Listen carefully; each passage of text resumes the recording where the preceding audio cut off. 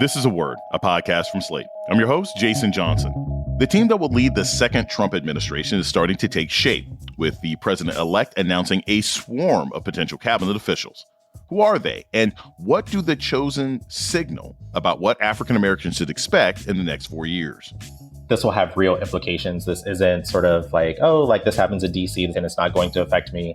But when you're thinking about how like the social order that a second Trump administration can create, that will have ramifications real fast. A closer look at Donald Trump's cabinet picks coming up on A Word with me, Jason Johnson. Stay with us. This episode is brought to you by LifeLock. The holidays mean more travel, more shopping, more time online, and more personal info in places that could expose you to identity theft. That's why LifeLock monitors millions of data points every second. If your identity is stolen, their US-based restoration specialist will fix it, guaranteed or your money back. Get more holiday fun and less holiday worry with LifeLock. Save up to 40% your first year. Visit LifeLock.com/podcast. Terms apply. Is your cold making it hard for you to get to sleep and leading to a bad morning? Switch to Mucinex Night Shift for fast, powerful nighttime multi-symptom cold and flu relief. Mucinex Night Shift fights your worst nighttime symptoms to help you get to sleep and wake up ready to go. Mucinex Night Shift. It's comeback season. Use as directed.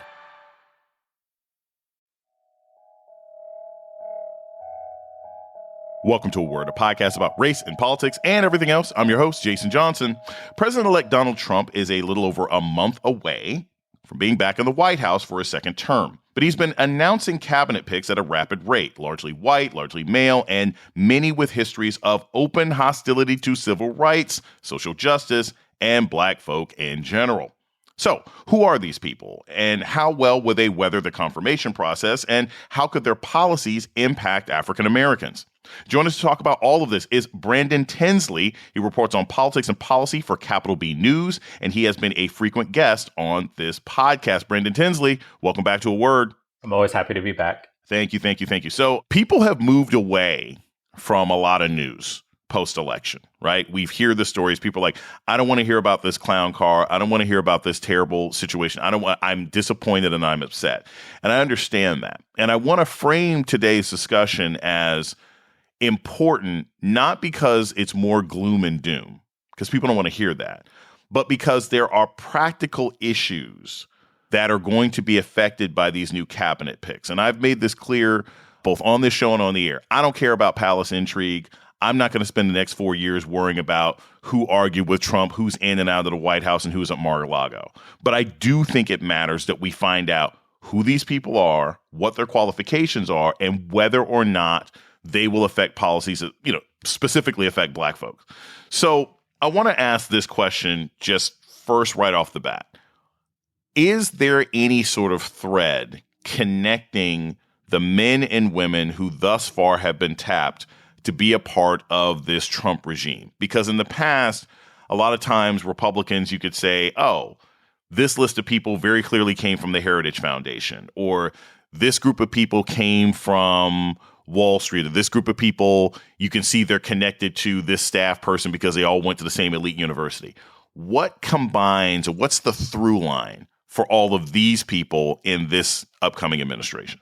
Yeah, I think to me, the most obvious through line is how aggressive, how hostile a lot of the nominees, a lot of the picks have been in the past to Black Lives Matter movement, how hostile they've been to efforts to diversify the country, the workplace, schools, so anti-diversity, equity, and inclusion broadly. And also, I think maybe a more specific one to this crop of cabinet and White House picks is really peddling this idea of reverse racism and how we can sort of use legislation and that in the past has been used to help Black and brown communities. How can we use it to basically help white people? So I think that reverse racism thinking is something that I'm also seeing.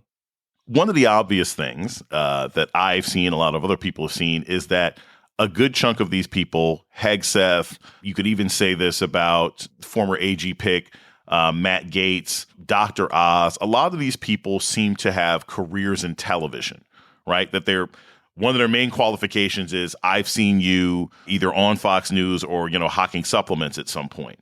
what is the likelihood that that trend continues as we get to less high profile positions, right? It's one thing if you want an AG who's, makes viral memes. It's one thing if you want somebody at HHS, but we start getting to Secretary of the Interior. We start getting to Commerce Department. We start getting to, I don't know, important military, semi-military defense positions. Do you think that trend of being TV savvy will continue? I think so. And I think that partly based on conversations that I've had with a couple of analysts recently and really talking about this sort of move away from the traditional qualifications that people would use for these roles and moving toward people who might be able to resonate with audiences. So it's less about the qualifications and it's more about the appeal. It's more about do you have a certain sort of personality that could strike a chord with people? And I think it was Donald Trump Jr. was even saying recently that they're rethinking the role that media plays, right? And so thinking about people who sound good on podcasts, people who sound good and look good on these more niche sort of conservative or right-wing television channels or YouTube channels. And so I think that seems like it's getting more value is being placed on these qualities over the traditional qualifications that you would hope somebody would have for these positions. In the weeks heading up to the election, and really over the summer, it was actually one of the big policy things that Democrats were successful with. They managed to tag the Trump campaign with Project 2025. I think you and I might have even talked about that on a previous podcast. And so Project 2025 was a big boogeyman. It was this whole sort of ridiculously, horrible list of things and policy goals for incoming Republicans. How many people from Project 2025, authors of it, promoters of it, how many of those people have actually been selected thus far for the new cabinet? Because that was the fear, right? That the people who wrote this sort of draconian, Handmaid's Tale light policy were immediately going to be getting into the administration. Does that appear to be the case right now? Absolutely. It's at least a handful of people. I know there's Stephen Miller. His organization was involved with creating Project 2025. And Stephen Miller has been tapped to be the Deputy Chief of Staff for Policy for the Trump administration. There's also Brendan Carr, who's been nominated to be the chairman of the FCC, and he wrote a chapter in Project 2025. And then there's also Russell Vogt, who was nominated to be the director of the Office of Management and Budget, and he too wrote a chapter for Project 2025. And so, on the campaign trail, you had Donald Trump saying, like, I don't know what Project 2025 is. I'm not associated with it. And then you sort of see this really swift reversal where he's tapping people who were some of the key architects, the key contributors to Project 2025. We're going to take a short break. When we come back, more on the new Trump cabinet with Brandon Tensley of Capital B News. This is A Word with Jason Johnson. Stay tuned. Hey, it's me, the Quenchies. I'm that late afternoon craving you just can't shake. Wait, what's that? Welch's Grape Aid? No! Made with real fruit and no added sugar, nothing answers the call of the Quenchies like Grape Aid. Got the Quenchies? Grab a Grape Aid in your juice aisle. This episode is brought to you by Etsy. Oh. Hear that? Okay. Thank you. Etsy knows these aren't the sounds of holiday gifting. Well, not the ones you're hoping for. You want squeals of delight. Happy tears. How did you? And spontaneously written songs of joy. I am so happy. Oh yeah, oh yeah, oh yeah. Okay, the song needs a bit of work, but anyway, to get those reactions, make sure everyone on your list feels heard with handmade, handpicked, and designed gifts from small shops on Etsy. Gifts like personalized jewelry, custom artwork, cozy style items, vintage pieces, and home decor to celebrate all of your favorite people and their specific kind of special. For original gifts that say, I get you, Etsy has it. This is Jason Johnson, host of A Word, Slate's podcast about race and politics and everything else. I want to take a moment to welcome our new listeners. If you've discovered A Word and like what you hear, please subscribe, rate, and review wherever you listen to podcasts. And let us know what you think by writing us at aword@slate.com. Thank you. You're listening to A Word with Jason Johnson. Today, we're talking about the latest on Trump's cabinet with journalist Brandon Tensley. Here's the thing, and I think this is key. We've talked about Project 2025 on this show. We've talked about the dangers. But I think, again, as I highlighted at the beginning of the show, and I want to make sure that we're bearing down on the things that are actually going to matter to Black folks day in and day out. I'm pretty sure you, similar to me, are hearing people all the time saying, oh, my God, I'm worried, blah, blah, blah. But let's look at specific cabinets and departments, right? We're talking about HUD. We're talking about HHS. Which departments and cabinets are most likely to have the most direct impact on Black folks, say in the next year and a half, and what kinds of people are being put into them? Like what are the departments in the federal government that deal primarily with race, and who are the people being put in position to influence these things going forward? Yeah, I think the one that keeps coming up in conversations that I've been having is HHS. So Robert F. Kennedy Jr. Has been nominated to be the secretary of HHS. And, he's somebody who, before he was on the campaign trail in 2024, was known as a conspiracy theorist, specifically when it came to vaccines. And so he would peddle these conspiracy theories about how COVID vaccines were targeted. They were intended to target Black communities, to harm Black communities, these sorts of things. He's talked about wanting to take fluoride out of water systems, which are just good for overall dental health, and affordability of healthcare comes into play with this. And so I think we're thinking about someone who in the past has a track record of not really believing, sounds like too soft of a word, but who has been sort of openly hostile to the importance of broad notions of public health, who's now being put in charge of HHS, which would oversee the CDC, the FDA, the NIH, all these really key institutions. I think that is something that a lot of folks have been talking about is very worrying when it comes to Black and brown communities. I want to follow up on that. There's a clip of RFK Jr. talking about Black children where he's like, we're never going to get rid of racism, so we just need to teach Black kids to be more resilient. I remember crosses being burned when I was a kid against an anti-Catholic president. A lot of other, I was called a Mick, a mackerel snatcher, all these anti-Catholic slurs when I was a kid. But it never bothered me. If somebody called me that, I would think that guy's got a problem. But I didn't think I have a problem. And that because I had a great education, I had a family who loved me, I had role models in my country, I had confidence in my own future. Those kind of things had no impact on me. And that's the kind of resilience that we want to give the Black American children. That kind of attitude, which is basically, well, we just can't do anything about it, this is what it is.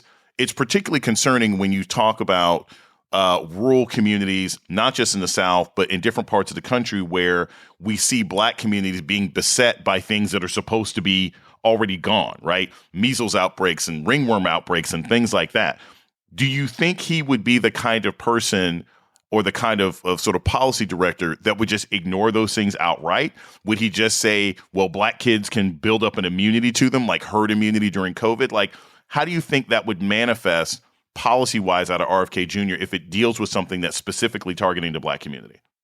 Right. I mean, that is a key concern that has come up in some of my reporting is he has shown no desire to really offer any sort of like muscular solutions to these issues because he either doesn't believe that they're issues that actually disproportionately affect Black people, or he doesn't think that they're surmountable.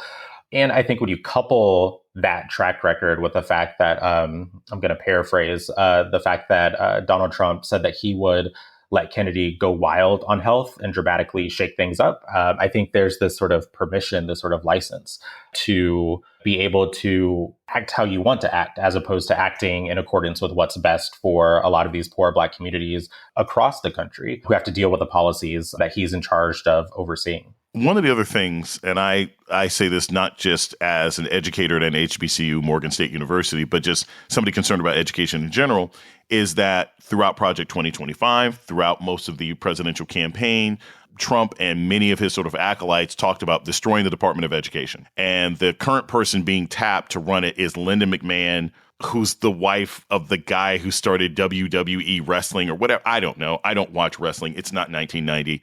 But we've seen what incompetent management of the Department of Education can do in the past. We saw it during the first Trump administration. What would a hostile or severely limited Department of Education mean for HBCUs? What would it mean for education policy or education support for African-American children throughout the country? We're not just talking about curriculum, right? Curriculum is going to be a local school issue, but HBCUs get federal funds. Graduating Black high school seniors get FAFSA money in order to go to school. So what would a hostile wrestling wife adjacent Department of Education mean for Black people heading forward? Yeah, I mean, just think about the mandate of the Department of Education, right? So McMahon would be in charge of setting federal education policy. So this includes determining how the federal government's education budget is spent, how student achievement is measured, and how to interpret regulations that involve civil rights. So these are very key things that relate to Black students, about Black education more broadly. And then you couple that with the fact that Trump on the campaign trail was openly hostile to the Department of Education. He talked about how it's run by, radical zealots and Marxists. He's talked about wanting to halt funds to schools that embrace racial equity or support the rights and dignity of various marginalized groups, including trans kids. And I think maybe more alarmingly is, I've heard people talking about the fact that Trump has vowed to close the Department of Education. And so that when you think about he's hiring someone who, she has had a lower profile, I think, than some of his other picks, but has also been a steadfast Trump supporter. But hiring somebody who could be given the mandate to close the Department of Education, which has actually tried to make public education an equalizer, a racial equalizer when it comes to education and employment success, that is something that's very disturbing to me. We're going to take a short break. When we come back, more about the coming Trump cabinet with journalist Brandon Tensley. This is A Word with Jason Johnson. Stay tuned.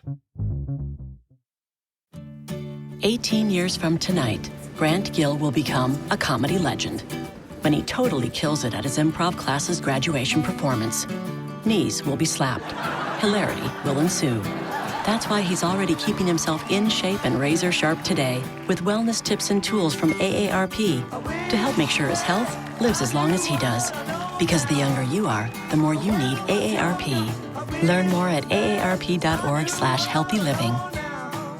Curious about lip filler? Whether you want a subtle pout or bold plump, Juvederm lip fillers can give you a customized lip look. Juvederm Volbella XC and Juvederm Ultra XC can last up to a full year with optimal treatment, giving your lips added volume for smooth, natural-looking and long-lasting results. Whether you're concerned about your thin lips or simply want fuller lips, ask about Juvederm lip fillers at your next appointment with your licensed specialist. And download the Ally app, that's ALLE, the official loyalty program of Juvederm, to save on treatments. For important safety information and to find a licensed specialist, visit Juvederm.com. That's JUVEDERM.com. Not for people with severe allergic reactions, allergies to lidocaine, or the proteins used in Juvederm. Common side effects include injection site redness, swelling, pain, tenderness, firmness, lumps, bumps, bruising, discoloration, or itching. There's a risk of unintentional injection into a blood vessel, which can cause vision abnormalities, blindness, stroke, temporary scabs, or scarring. Talk to a licensed specialist to find out if it's right for you. You're listening to A Word with Jason Johnson. Today, we're talking with Capital B News journalist Brandon Tensley about Trump's incoming administration. There are a lot of Republicans who put themselves out there to support this campaign in 2024.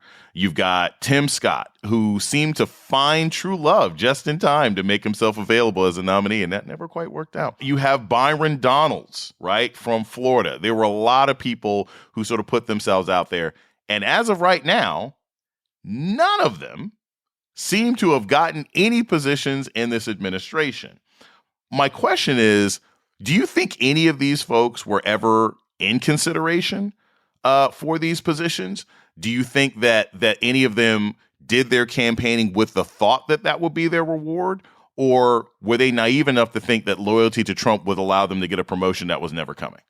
Yeah, I think, and this is something that I've been reporting on specifically with Tim Scott since last summer, but I think once it became clear that Trump was going to be the Republican nominee, I think what a lot of Black Republicans in particular were doing was figuring out like how could I position myself to get some sort of position in a Trump administration? And so I do think a lot of the sort of posturing was done with an eye toward how can I be in Trump's orbit officially if he returns to the White House? Obviously that, as you said, like has not worked out for them. And I think to the extent that any Black Republicans had a chance to be tapped for a position, I think it would have been for, and there really is no way to say this without laughing, but the position they would have been tapped for was the one that, lo and behold, a Black person has been tapped for, which is the Department of Housing and Urban Development. And so neither of them got that. But I think in a lot of ways, the person that Trump has nominated, Scott Turner, he actually has some similar sort of policy record to someone like Tim Scott, right? And so he was involved with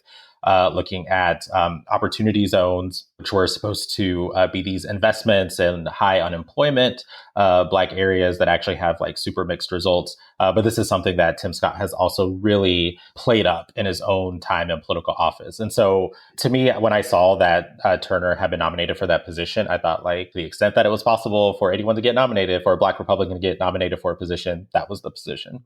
I want to look at some of the high profile, well, the one high profile failure. The Trump administration nominated or, tapped Matt Gaetz, congressman from Florida, in order to be attorney general. It was a, widely panned decision because Matt Gaetz has no experience in this. It's not like he had been an AG in Florida or anything else like that. Not to mention the fact that he is knee deep in multiple allegations of inappropriate relations with young women, allegations of trafficking teenagers, allegations of basically throwing the congressional equivalent of like Diddy parties and then bragging about them. I mean, like everything seemed terrible about this guy. And he dropped out, even though Trump had been calling members of the Senate on his behalf. My question for you is, do you think that, say, former Democrat, now Republican, now Tulsi Gabbard, or Hegseth, who's being, tapped to be in a position to lead the Department of Defense, do you think there are any other nominees from Trump that may not make it through a confirmation process? Do you think that's possible? Yeah, to the extent that it is, I think it's precisely those two that you just named. They're the ones where who have maybe the most eye-grabbing, high-profile, just head-scratching allegations coming up. With somebody like Tulsi Gabbard. I mean, for years, there's been that speculation over, whether she might be a Russian asset. And she's somebody who has always sort of showed this open embrace of Russia, sort of even at the expense of U.S. interests, and including U.S. safety. To me, I think one story that it sort of blows my mind hasn't gotten more attention is the fact that we literally just had an election where Russia made, yes, uncredible claims, or, there were allegations that it was Russia who was behind these bomb threats in parts near Atlanta and other cities with large Black populations. But to me, the fact that that can happen in a high stakes political contest in the United States and I cannot get more attention with Russia involved. And now we have Tulsi Gabbard, who has always had these like very Russia friendly relationships. To me, that should maybe be a bigger deal, something that's worth more conversation. But I think her and Hegseth, to me, are the two who, if their nominations are going to fail in the way that Matt Gaetz's nomination failed, I think it would be those two. I think it's worth noting, and I covered this about a week ago when I was sitting in on MSNBC, Russian state television has referred to Tulsi Gabbard as Russia's girlfriend. Like that's like Russian state television has used that as her nickname. So this is not casting aspersions on someone for simply having a particular ideological bent. I do ask this, though, and this spins sort of into the next question. I believe that part of why Matt Gaetz dropped out is not because he didn't, quote unquote, have the votes. I don't think people had a problem with his inappropriate relationships with young women. I don't think people had a problem with his qualifications. I think Republicans were going to vote him down because he was a jerk. And Matt Gaetz has spent the last 8 years insulting people on television and running around and being Donald Trump's toady. And he simply didn't have the votes. You can't have Republican senators who have no problem with Stephen Miller and Corey Lewandowski and all these other men who have histories of abuse and violence against women, and suddenly they get sheepish about Matt Gaetz. They didn't like Matt Gaetz because he insulted them. So my follow-up to that is, with Republicans basically being willing to rubber stamp almost anybody, unless that person has personally come up and insulted them on the Joe Rogan podcast, what can or what will Democrats do? Do they have any options to stop any of these nominees for any of these positions? I know that the Senate confirmation process would be almost impossible because they're not going to have the votes. But are there any other legislative tricks that Democrats can come up with to make it more difficult for these people to get the positions that they've been tapped for? Yeah, I don't know about legislative tricks, but I mean, I think the strategy that I've heard people talking about is similar to what you just said, where it's about what kind of picture of these nominees do you paint for Republicans. It's less about, the fact that Matt Gaetz said that racial justice activists were committing cultural genocide, quote unquote, because, that probably didn't really care. They knew about that. That was years ago. I think it matters more about how would this person affect your ability to do your job? What are the personal stakes that this person might mean for you? And by you, I mean Republicans, Republican lawmakers. So I think it's about when reporters, when journalists, when Democrats are looking for how to cause a ruckus around some of these nominees, I think it's really being pointed about not what does this mean for like the broader multiracial democracy that we're fighting to defend, but like what does this mean for Republican lawmakers and your ability to do your job or your ability to be well poised in a second Trump administration? I think it's thinking a little bit more selfishly.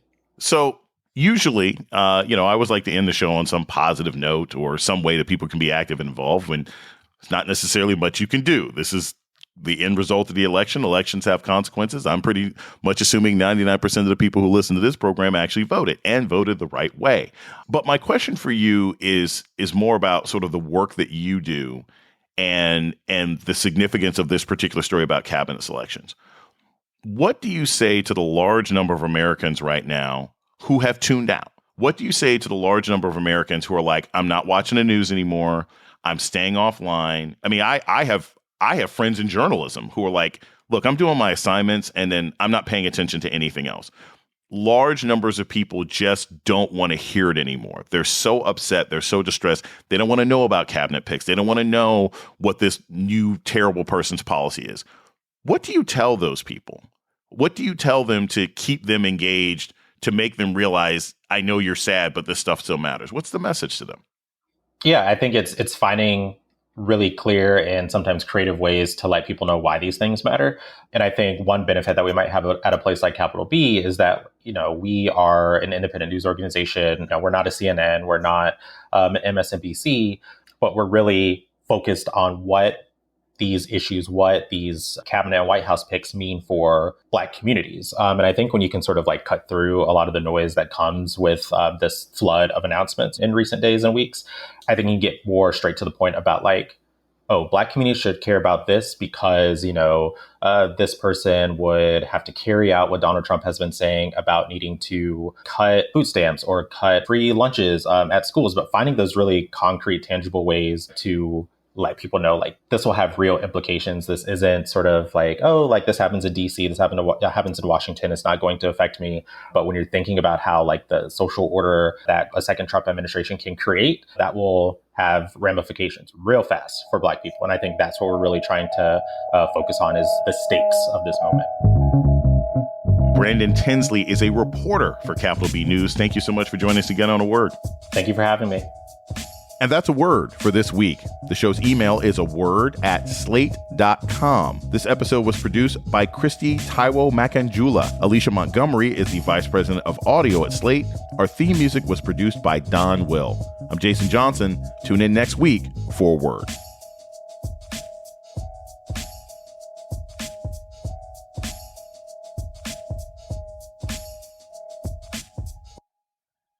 Ryan Seacrest here. When you have a busy schedule, it's important to maximize your downtime. One of the best ways to do that is by going to ChumbaCasino.com. Chumba Casino has all your favorite social casino games like spin slots, bingo, and solitaire that you can play for free for a chance to redeem some serious prizes. So hop on to ChumbaCasino.com now and live the Chumba life. Sponsored by Chumba Casino. No purchase necessary. VGW Group. Void where prohibited by law. 18 plus terms and conditions apply.